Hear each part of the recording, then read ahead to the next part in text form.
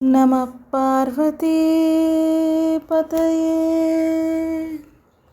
ஹர ஹர மகாதேவா.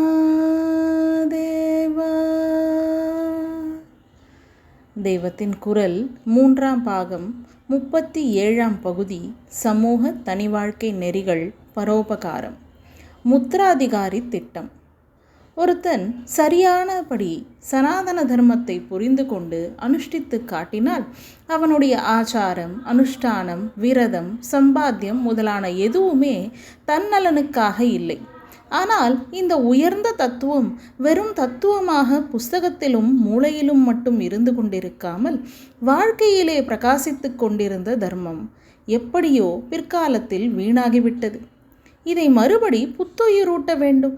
இந்த உத்தேசத்தோடு தான் 1940 முத்திராதிகாரிகள் இன்று தஞ்சாவூர் ஜில்லாவில் அநேகமாக எல்லா கிராமங்களிலும் நம் மடத்திலேயே ஒவ்வொருத்தருக்கு அதிகாரம் தந்து அவர் முயற்சியில் ஜனங்கள் எல்லோரும் ஒன்று சேர்ந்து பொதுநலப் பணிகள் செய்ய ஏற்பாடு செய்தோம். அதிலே பூர்த்த தர்மம் என்று மேலே சொன்ன குளம், கிணறு வெட்டுகிற காரியங்களோடு இந்த தர்மமெல்லாம் பூர்த்தியாகிற பகவத் கைங்கரியங்களாகிற ஆலய பாதுகாப்பு, ஏகாதசி புராண படனம் முதலியனவும் நன்றாக நடந்து வந்தன.